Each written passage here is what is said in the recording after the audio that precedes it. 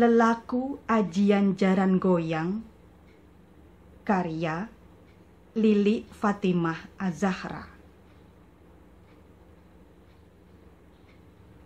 Bangunan tua peninggalan zaman Belanda itu terlihat suram. Temboknya kusam. Cat kusennya pun sudah terkelupas di sana-sini. Sudah 3 bulan Lastri tinggal di sana.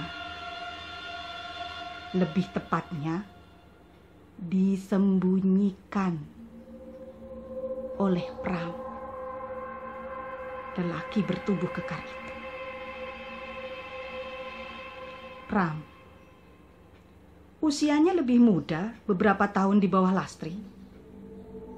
Ia sudah beristri dan memiliki 2 orang anak. Bekerja sebagai pegawai kantoran, memiliki kedudukan yang lumayan bagus. Sementara Lastri janda berumur tanpa anak. Suaminya meninggal beberapa tahun lalu karena sakit. Pram mengaku jatuh cinta pada Lastri sejak pertama kali mereka bertemu. Lastri sendiri, jika pada akhirnya jatuh ke dalam pelukan laki-laki itu, barangkali sudah menjadi garis hidupnya. Lastri mesti rela menjalaninya. Meski pilihannya itu kerap menimbulkan kontra. Tuduhan sebagai perebut suami orang nyaris didengarnya setiap hari, memenaskan kedua telinganya. Tinggal sendiri di gedung tua sebesar itu tentu membuat Lastri sangat kesepian. Apalagi Pram belakangan jarang pulang. Lelaki itu datang menjenguknya hanya sekali dalam seminggu.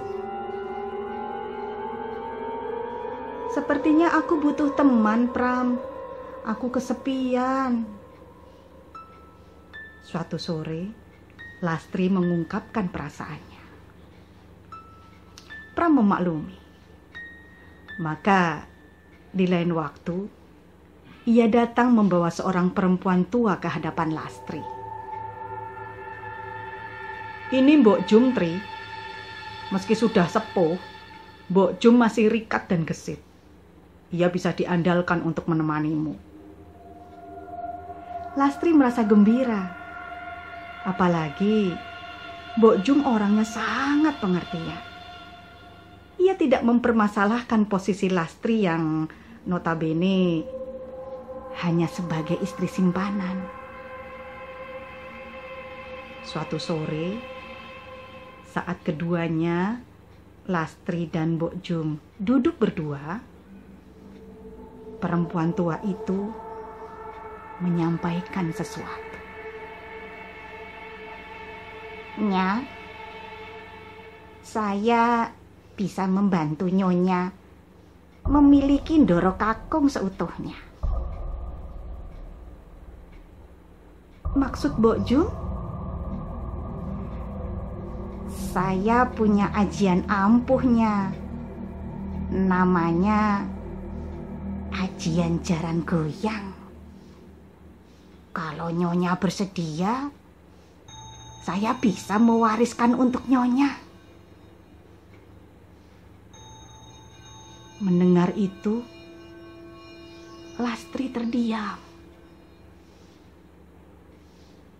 Mencoba menimbang-nimbang. Bagaimananya?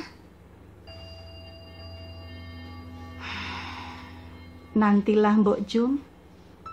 Biar aku pikirkan terlebih dulu ya. Sejak pembicaraan sore itu, perasaan Lastri mulai bimbang. Mengapa tidak diterima saja saran dari Mbok Jum? Bukankah bisa menguasai Pram seutuhnya adalah impiannya selama ini? Sebagai istri simpanan, Lastri kerap merasa tersiksa manakala memendam kerinduan seorang diri. Selain harus banyak mengalah, ia harus rela menunggu sampai Pram benar-benar memiliki waktu luang untuk menemuinya. Mbok Jum, ajarkan ajianmu itu kepadaku. Lastri menepuk pundak Mbok Jum. Perempuan tua yang tengah merapikan meja makan itu nyaris terjengkang karena kaget. Tapi kemudian ia tertawa renyah. Saya tahu Nyonya pasti akan menerima saran saya ini. Meski lelaku ajian ini terbilang cukup berat.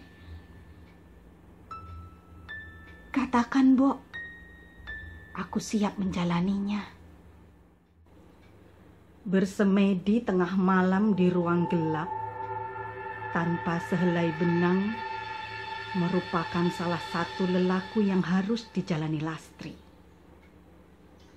Dilanjut puasa mutih, berbuka hanya dengan 3 jumput nasi, berlauk kuncup bunga melati, dan beberapa teguk air tawar. Mbok Jum juga mewariskan bacaan mantra jaran goyang yang harus dirapal pada saat-saat tertentu.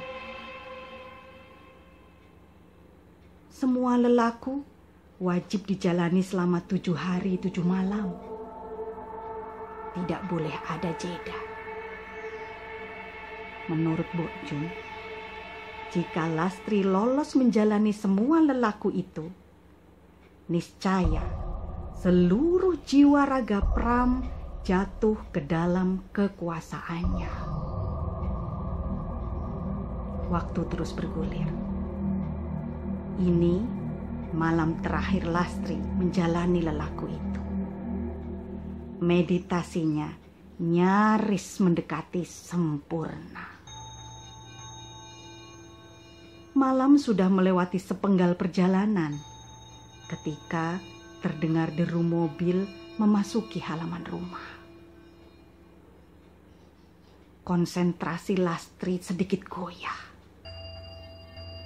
Antara ingin membatalkan atau melanjutkan ritual yang tinggal beberapa jam lagi. Ketukan pada pintu menggelisahkan pikirannya. Itu pasti Pram. Kenapa juga ia berkunjung lebih awal dari biasanya? Lastri nyaris membatalkan lelakunya. Kalau saja tidak terdengar langkah terseok membukakan pintu. Suara kaki Mbok Jum. Lastri yakin perempuan tua itu bisa mengatasi semuanya, termasuk mengalihkan perhatian Pram untuk sementara waktu jika suaminya itu bertanya tentang keberadaannya. Berpikir seperti itu, Lastri melanjutkan meditasinya. Kembali, ia duduk bersila dengan tenang. Sayup-sayup terdengar kokok ayam bersautan. Kiranya malam telah berganti pagi. Bergegas, Lastri meraih gaun tidurnya yang sejak tadi tersampir pada lengan kursi.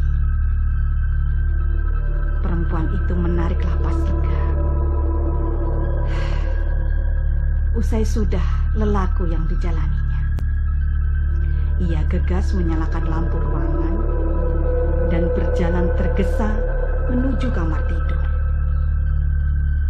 Hatinya sudah tidak sabar, ingin bertemu Pram untuk segera mempraktekkan ilmu yang dipelajarinya. Perlahan didorongnya pintu kamar yang tidak terkunci. Tapi langkahnya terhenti di situ. Lastri tertegun. Matanya terbelalak lebar. Ia tidak meyakini penglihatannya begitu melihat Pram tengah tidur bersama seorang perempuan. Dan perempuan itu adalah Mbok Jum. Lastri tak lagi mampu membendung kemarahannya. Ia menjerit histeris, terutama ketika mendapati kulit tubuhnya yang kencang perlahan mengeriput. Rambut legamnya berubah memutih. Dan perawakannya yang sintal menciut kerdil dengan punggung membungkuk. Lastri telah berubah wujud menjadi nenek-nenek. Sementara Mbok Jum di atas pembaringan, ia menggeliat manja. Tubuhnya kini tampak berisi, cantik, kencang, tak lagi renta. Kiranya perempuan itu sengaja bertukar jasad dengan Lastri.